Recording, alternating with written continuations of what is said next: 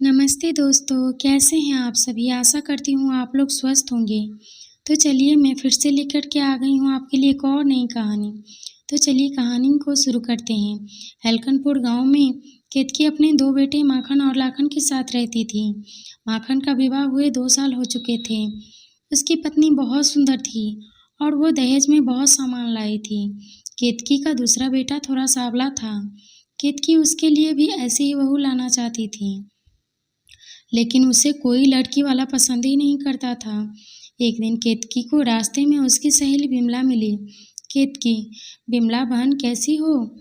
बिमला, मैं ठीक हूँ केतकी, लेकिन मैंने सुना है लाखन का विवाह नहीं हो पा रहा है। तू कहे तो मैं कोशिश करूँ। मैं एक लड़की को जानती हूँ, वह अपनी माँ के साथ यहीं पास में रहती है, लेकिन वह सांवली है, इस कारण उसकी भी शादी नहीं हो पा रही है। केतकी, हाँ बहन, बात करके देखो।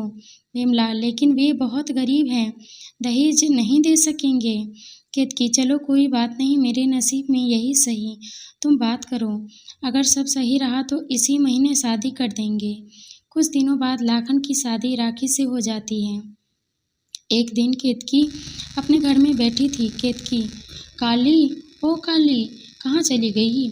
राखी, माँ जी, आप मुझे बुला रही हैं? केतकी, महारानी, यहाँ सब गोरे हैं, बस तू ही तो काली है। राखी, जी माँ जी, बताइए क्या काम है?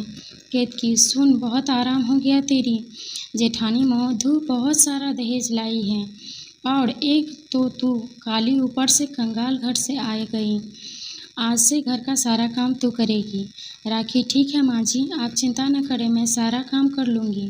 केतकी और मधु मिलकर राखी से सारा काम करवाते थे। एक दिन केतकी ने राखी को बुलाया। केतकी, सुन बहू, दिवाली आने वाली है, तू अभी से सारे घर की सफाई शुरू कर दे। राखी, लेकिन माँ जी, अभी तो बहुत दिन हैं। केतकी, हाँ तो अभी से शुरू करेगी तभी तो कर पाएगी। राखी घर की सफाई में लग जाती है, तभी लाखन घर आता है। लाखन, माँ, मुझे शहर में बहुत अच्छा काम मिला है, पैसे भी बहुत मिलेगा, मैं शहर जा रहा हूँ। केतकी, लेकिन बेटा अभी तो त्योहारों का समय है, दिवाली बाद चले जाना। लाखन, नहीं माँ, मुझे कल ही जाना पड़ेगा, मैं राखी को भी ले जाऊँ क्या? केतकी, यह शहर में क्या करेगी, अभी त्योहारों पर बहुत काम है, तू एक काम कर, करवा चौथ पर आएगा तब इसे ले जाना। लाखन शहर चला जाता है। कुछ दिन बाद करवा चौथ आने वाली थी। राखी, माँ जी, करवा चौथ आने वाला है, मुझे बता दीजिए कैसे व्रत रखते हैं और कैसे पूजा होती है। केतकी, मेरी बड़ी बहू सब जानती है और इस गवार को कोई रीति रिवाज का पता नहीं है। राखी, पिताजी नहीं थे, इसीलिए माँ को कभी करवा चौथ का व्रत रखते नहीं देखा, इसीलिए मुझे कुछ पता नहीं इसके बारे में। केतकी, ठीक है, उसी दिन बता दूंगी, लेकिन अगर माखन नहीं आया तो व्रत कैसे पूरा करोगी?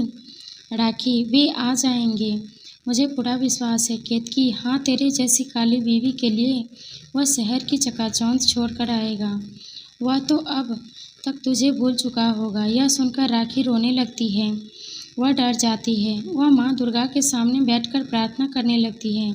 राखी, माँ, मेरे पति को करवा चौथ के दिन भेज देना, मेरा पहला करवा चौथ है, कहीं कोई अपशगुन न हो जाए। आज करवा चौथ का दिन था। मधु और राखी सुबह से ही तैयार होकर शाम का इंतजार करने लगती हैं। माखन तो शाम को वापस आ जाता है, लेकिन लाखन की कोई खबर नहीं मिल रही थी, वह शहर में आ रहा है कि नहीं। शाम को दोनों बहुओं ने पूजा की और चांद निकलने का इंतजार करने लगी। लाखन न जाने आने की सभी परेशान थे।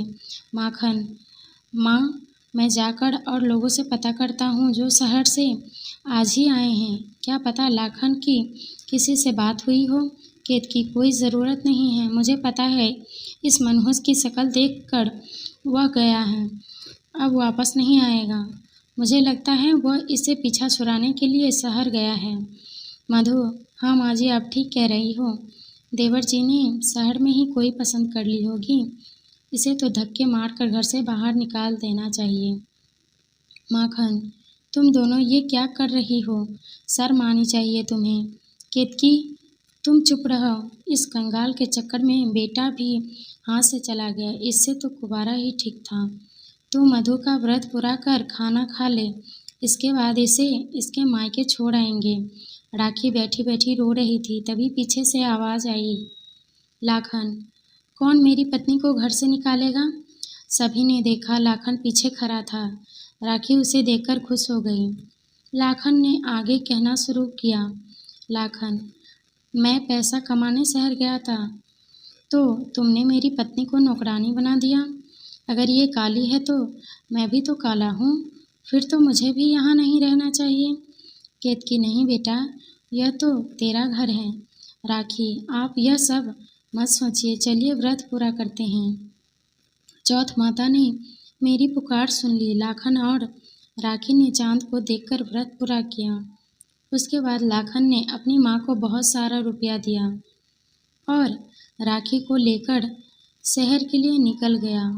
कहानी आपको पसंद आई हो तो वीडियो को लाइक और चैनल को सब्सक्राइब कर दें और कोई गलती हो तो क्षमा करें। धन्यवाद।